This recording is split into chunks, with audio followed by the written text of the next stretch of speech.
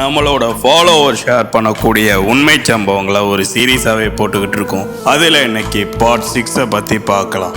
நமக்கு இந்த ஒரு உண்மை சம்பவத்தை ஷேர் பண்ணவர் சென்னையை சேர்ந்த நம்மளோட ஃபாலோவர் கோடம்பாக்கம் ஏரியாவில் கேப் டிரைவராக ஒர்க் பண்ணிக்கிட்டு இருக்காரு. அவரோட சேர்ந்து மொத்தம் 6 பேர் இவரோட ரூமில் ஸ்டே பண்ணியிருக்காங்க.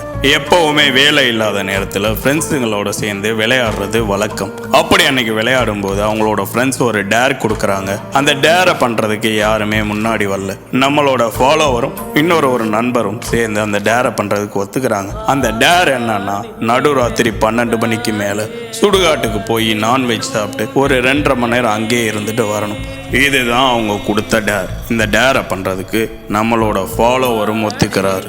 நம்மளோட ஃபாலோவரும் அவரோட நண்பரும் சேர்ந்து திருமுடிவாக்கத்தில் இருக்கக்கூடிய ஒரு சுடுகாட்டுக்கு போறாங்க. அங்க ஒரே ஒரு எரிமேடை மட்டும்தான் இருக்கான். அந்த ஒரு சுடுகாட்டில் உட்காந்து நான்வெஜ்ஜும் சாப்பிட்றாங்க. ஒரு 2.5 மணி நேரம் அங்கே இருக்காங்க. அவங்களுக்கு எந்த விதமான பிரச்சனையும் கிடையாது. ஒரு சின்ன அறிகுறி கூட தெரியல. ஒரு வழியா டைம் ஆகுது, கிளம்பலான்னு முடிவு பண்றாங்க.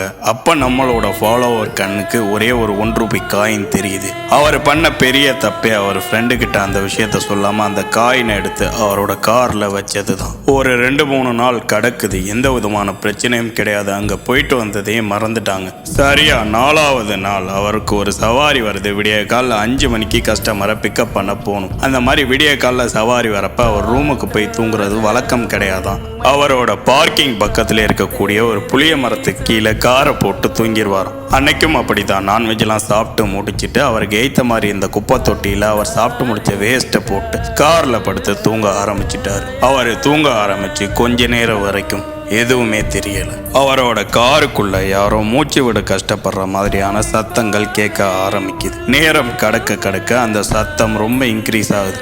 என்னன்னு எந்திரிச்சு பாக்குறாரு. ஆனா காருக்குள்ள யாரும் கிடையாது. டயத்தை பாக்குறாரு. சரியா மணி 12:10. மறுபடியும் தூங்க ஆரம்பிக்கிறார். சரியா மணி 2-2:30 கடக்குது.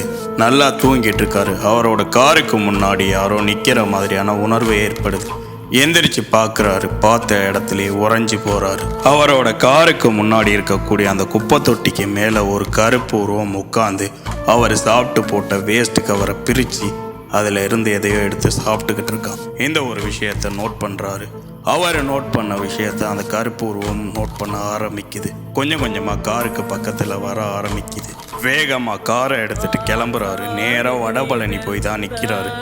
வேலையாக அந்த 1 ரூபா காயினை எடுத்து வடபழனி கோயில் உண்டியல்ல போட்டாராம். இந்த ஒரு விஷயம் அவர் வாழ்க்கையில் மறக்க முடியாத பேட் எக்ஸ்பீரியன்ஸ் நம்ம கிட்ட ஷேர் பண்ணியிருந்தார். இன்னும் இந்த மாதிரி நம்மளோட ஃபாலோவர் ஷேர் பண்ண உண்மை சம்பவங்கள் நிறையா இருக்கு. வேணும்னு நினச்சிங்கன்னா கமெண்ட் பண்ணுங்க.